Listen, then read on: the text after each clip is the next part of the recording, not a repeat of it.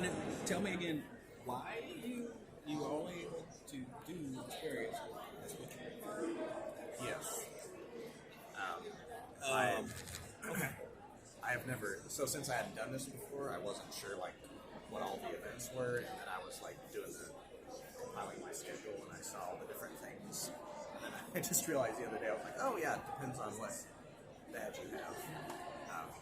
So if possible, I just wanted to go to at least one while I'm here, but if not, just... No. So what I'm going to do is see who's not, because we have full registrations that I can give to someone. So let me double check, see if both of mine, because I think a person that's on my committee used it, but she wasn't really.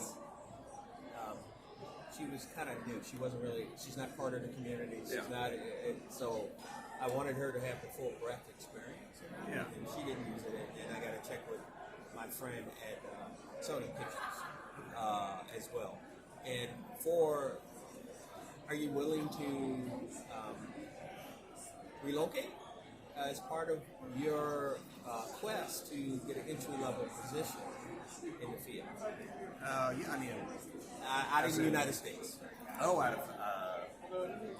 possibly, I'd have to think about that. All right. Because Sydney and also Mumbai, ILM was looking for talent. Oh, okay. Yeah. And I know the folks at ILM. I know they're looking for people. Well, thank you for doing that. And I'm only here through Tuesday. You're only here till Tuesday. And I'm fine even paying a little bit to do just the one. Yeah. So let me figure out what's going on. Hi. Do you by any chance? They might have a better answer for you than me. No, you're the one on the computer. I signed up for a. Oh, I'm sorry. You're good. No. We're good, Scott. Okay. This is Kevin.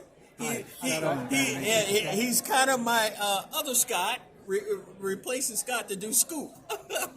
He's doing kind of Scott Jr. Yeah, Scott Jr. Scott Jr. Yeah, he's going to be our new Scott Jr. for this conference. Okay. Cool. Yeah. You're a professor? Yeah. I'm a bum. Yeah. No. So retired bum. he is one of our founders, so to speak, as part of it. I like to tease you on that, but he's been here for a long time, and Well, Scott, he actually has an award that he's getting this year as well. Oh, wow. Scott, can you say hello you should to do it us? in the background. Yeah. Can you come around here? I can answer any questions that I may be able to have for you. Yeah. Well, my question was actually very pragmatic. What's your question? My question is, I know I signed up for 2 time periods, but on my calendar I only have 1 time period. And I was wondering if somebody has the full sign up. Barbara. She's right. Oh, Barb. Barbara will be there. All right, but then you can ask him if he can. You can ask him a couple questions. Well, where do you want me to be? Right here if you can. Just want to say hello to you. All right. So Scott, if you can, tell me a little bit about your Siggraph history here. You know, you've been My Siggraph career? You're here, yeah. Tell me about your who, what, why, and how Siggraph. Everything Siggraph. Again. Siggraph has been my home for over 30 years. I started out as basically a quantum chemist. My degree was in chemistry. I had a full 14-year career in chemistry at Atlanta University in Atlanta. And then I moved into a computer science program at Georgia State University in Atlanta because I got more interested in computers than in chemistry. And I actually joined Siggraph in 1980. My first Siggraph conference was 87. I just was blown away by everything. Everything was so exciting. I became a member of the Siggraph Education Committee in 89. Became chair of education and director of education from 90 to 96, and then became Siggraph conference chair for 97, the biggest ever conference. Where was that in 97? Here. It was here. And we had more than 100% of the current LACC. And I say more than 100% because where the basketball stadium is now used to be a big building that we used for registration and merchandise fulfillment because we had 49,000 people in the convention center, and every square foot of the convention center was stuffed with exhibits. We had like probably 5 times the current exhibit space. Why do you think it's kind of reduced itself? Well, that was a time of mass hysteria. Basically, it was the fact that in the early 90s, computer graphics and movies. Terminator 2 came out in 97. Titanic came out. To show you when I say hysteria, on my last 2 taxi rides from LAX into downtown LA, the taxi drivers asked me what kind of software, animation software they should learn so they could get big bucks. Because the story was going around that kids were dropping out of college and that knew animation and they were making big bucks. People knew it wasn't going to last, but that was just hysteria. Well, they said it wasn't going to last. I mean, has it lasted? Because Judith Crow, who was my CAF chair for 97, Computer Animation Festival chair, had worked on the 3D special effects for Titanic. And she told me, she said, this is a bubble because Hollywood could only make a certain number of these movies every year. And eventually, the market's going to saturate. And of course, now what's happened is a lot of the animation stuff has gone overseas. A lot of mundane stuff has gone overseas. So, I mean, times change, and so the conference is smaller now, but it's still a great conference. But after 97, then I became CAG chair for 5 years, then I became president for 6 years, and then since then I've been director of this committee, or chair of this committee, chair of that committee. And now I have a perfect job because I'm chair of a very obscure committee that nobody knows anything about, but is a very nice committee to be on, which is the governance committee. The governance committee. The governance committee, what we do is we look at the structure, policies, and procedures of Siggraph to see if we can improve them. And we do continuous improvement. Wow. And what do you think maybe the next, I won't be here, and maybe you won't either, the next 50 years will be? What do you think things are going to be? What milestones do you think we 50 years is way too far. How about 5 years? How about 5 years? I just had an interesting conversation with 2 SVs. And one of them was telling me that he's using AI, obviously, ChatGPT to help code because he says he'll have a bug in his code, and rather than trying to Google or figure out how to fix it, he puts it into ChatGPT, and ChatGPT gives him several things to try to fix it. And he says it's becoming much more efficient. And I said, make sure you don't efficiency your way out of a job. I mean that's AI. AI has always been more hype than reality, but the reality seems to be getting closer. I mean, back in the 50s, they thought AI was going to take over everything by 1960, and of course it didn't. And then there was what led to what they call the AI winter, where AI researchers couldn't get research result funding because they had overpromised. And AI continually overpromises, but now it looks like maybe the promises, at least in some areas, are starting to live up to it. Wow, that's interesting. Yeah, I never thought about putting code inside of your submission I've just been putting my text in there asking for documentation. People do code in it all the time. It spits out the... Well, it's the hallucination effect where it makes up things. I mean, so you still have to check that. And so it's right now it's not at the state where it can efficiently generate true runnable code, but it's getting closer all the time. And in 5 years, wow, who knows? So AI is becoming more important. I mean, people are using AI. I mean, there are undoubtedly, I haven't really looked at all the lists, but there are usually a lot of papers at Siggraph on using AI in computer graphics, AI techniques in computer graphics. And you know how AI became so powerful? It's because of graphics. You know that story? I don't. I mean, okay. The story was the machine learning algorithms. Now they've improved the algorithms vastly, but the basic algorithms, neural networks, were known many years ago. I had people in my university at Georgia State were working on neural nets. The problem with neural nets is they're very computationally intensive. extremely computationally intensive.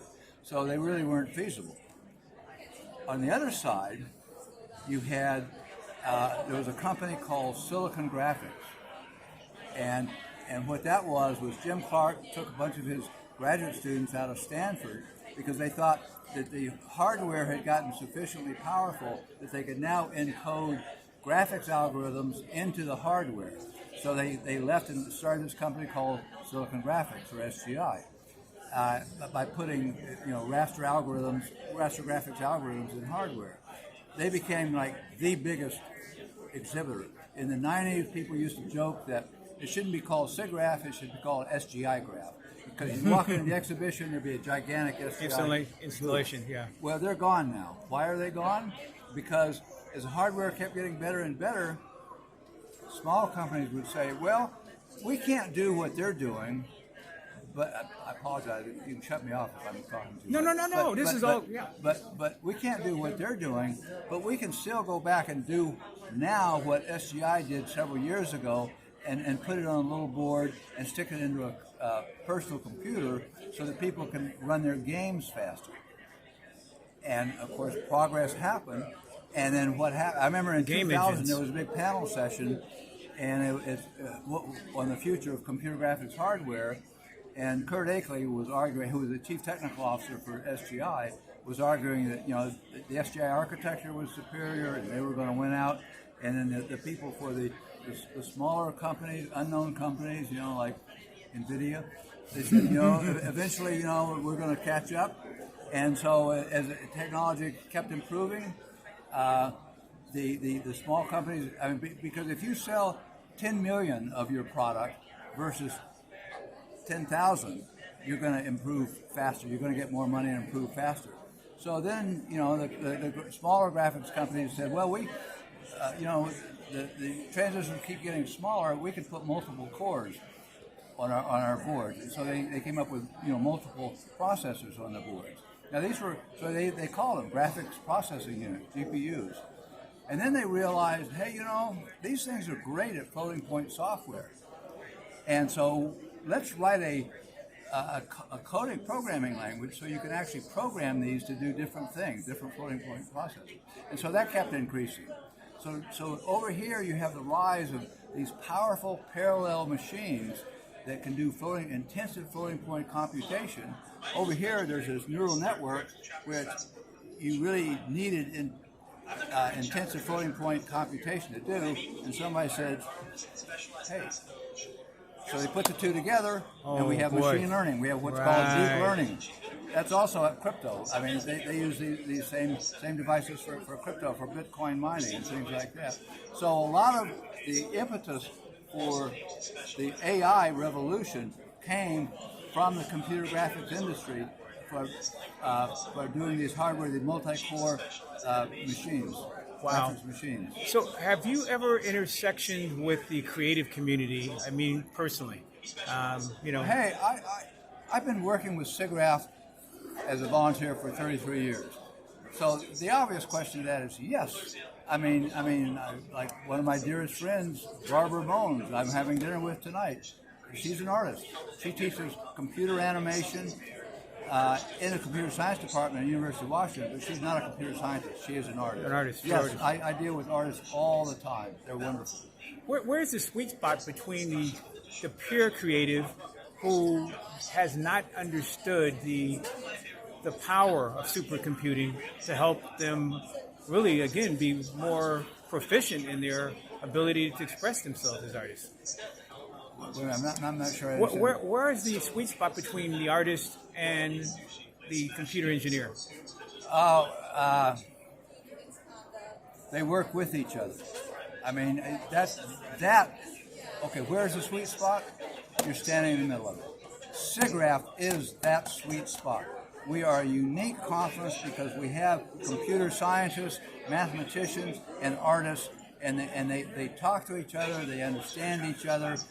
Like, for example, some of the things I've seen in the past, I've seen exhibits in emerging technology.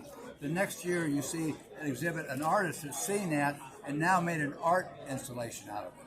So yes, I would say Siggraph is the sweet spot. of where people like this talk. For example, in '97, my conference, Barbara, who's an artist, was my panel's chair. Turner Whitted, who's an absolute legend in Siggraph, he basically invented recursive ray tracing, was my papers chair. Ray tracing, wow. Barbara and Turner bonded and became very close. The whole committee was very close, exchanged ideas, and it's wonderful because talking to an artist, if you never really talk to an artist, I mean, the way they think in similar ways, but slightly different. So it's now I'm getting into the 60s. It's mind expanding. It's mind expanding. You know, Wow. those who can remember the 60s weren't there. But anyway, you know, I mean, so it's Siggraph. The whole Siggraph culture is based on that intersection between art and technology. Wow. Well, Scott, can you hold up your bat so we can see? I can't get it in my frame here. A little higher? Wow, Scott, thank you so much. Owen, And right. this is the 50th year, so we absolutely want to understand the history. Right. But I believe the history is now. Right, I agree. And what's coming up? Right. Thank you. Okay, Thank you, Scott. All right, bye-bye. That's great.